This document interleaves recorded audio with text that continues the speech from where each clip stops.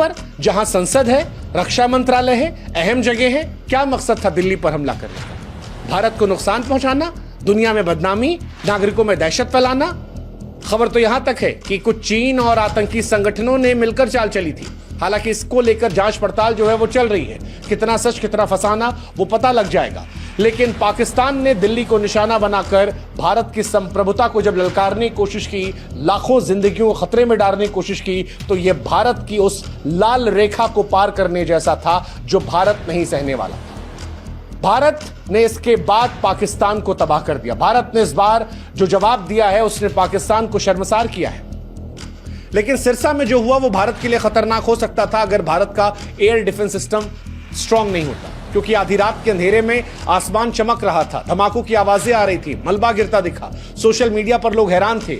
ये तो भारत के देसी मिसाइल सिस्टम की ताकत थी कि सब कुछ काबू में रहा।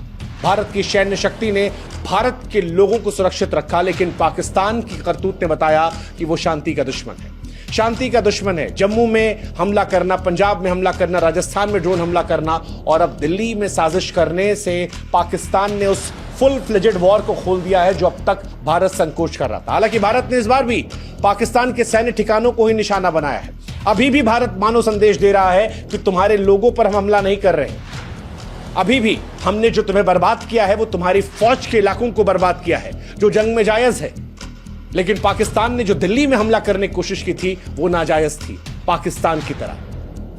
और उसी की वजह से भारत का जवाब ऐसा था कि जब सोशल मीडिया पर वीडियोस आए तो सारे एयरबेस धुआं धुआं थे। आग की लपटें आसमान छू रही थीं। स्थानीय लोग डरे सहमे थे।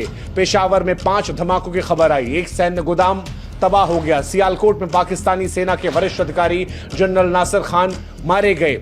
सूत्रों का दावा है कि जजुआ आतंकी संगठनों जैसे लश्कर ए तैयबा, जैश ए मोहम्मद, इन तमाम ने मिलकर जो साजिशें रची थी, अब पाकिस्तान उसमें फंस चुका है। भारत के स्वदेशी ड्रोन जो है वो उसे तबाह कर रहे हैं और पाकिस्तान पर ऐसा कहर बरप रहा है कि पाकिस्तान परेशान है। पाकिस्तान इसलिए भी परेशान है क्योंकि पाकिस्तान के रडार सिस्टम भारत की ड्रोन को पकड़ नहीं पा रहे, वो पूरी तरह से नाकाम है।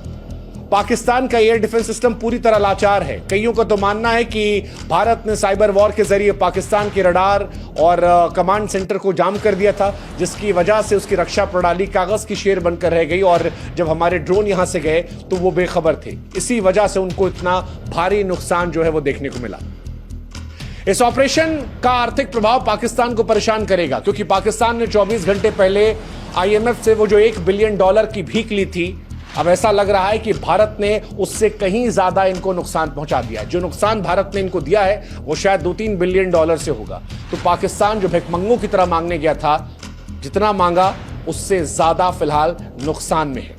लेकिन भारत का पाकिस्तान पर हमला, एयरबेस पर हमला, यह स्पष्ट करना था कि भारत के नागरिकों की तरफ अगर पाकिस्तान देखेगा तो फिर पाकिस्तान की नापाक सोच को मिट्टी में मिला दिया जाएगा। भारत अपनी संप्रभुता को लेकर बहुत स्पष्ट है। भारत दुनिया को बता रहा है कि न सिर्फ अपनी रक्षा करने में सक्षम है, बल्कि अगर दुश्मन हिमाकत करेगा, अगर दायरा पार करेगा, वो लाल रेखा से आगे बढ़ेगा, तो फिर हिंदुस्तान जो है वो उसे घर में घुसकर मारेगा। और पाकिस्तान डरी हुई है। पाकिस्तान के डर को आप ऐसे भी समझ लीजिए कि DGISPR जो है वो रात को 4 बजे जब आए तो बकवास करने लगे। वो भारत में लोगों को आपस में लड़ाने की कोशिश करने में आ गए। वो सिख समुदाय को लेकर झूठ बोलने लगे कि भारत ने पंजाब में सिखों को निशाना बनाने के लिए मिला बैलिस्टिक मिसाइल दागी।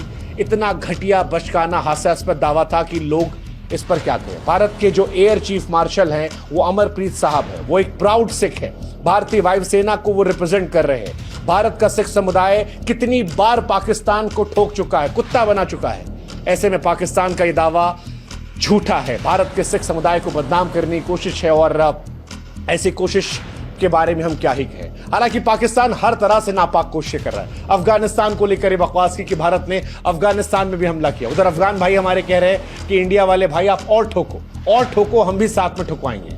DGISPR उस डर और झूठ के बीच में कहता है कि हमारा जवाब देखो, लेकिन पाकिस्तान की जनता जो है वो अब सोशल मीडिया पर समझ रही है कि जिनको वो हीरो मान रही थी वो हीरो नहीं है, वो खोखले कागज के लोग हैं, बोल बच्चन वाले हैं और इसीलिए शायद पाकिस्तान झूठ का सहारा ले रहा है। खैर, पाकिस्तान के लिए सबक है। पाकिस्तान की ये भूल कि दिल्ली पर हमला करना उसे भारी पड़ी और भाभी और भारी पड़ेगी। भारत ने न सिर्फ नाकाम किया है बल्कि सैन्य ठिकानों को तबाह करके बताया है कि ऑपरेशन सिंदूर 2.0 खत्म नहीं हुआ है। ये सिंदूर 2.0 अभी जारी है और अगर पाकिस्तान अभी भी नहीं माना तो पाकिस्तान इतिहास का हिस्सा बनने से बहुत दूर नहीं।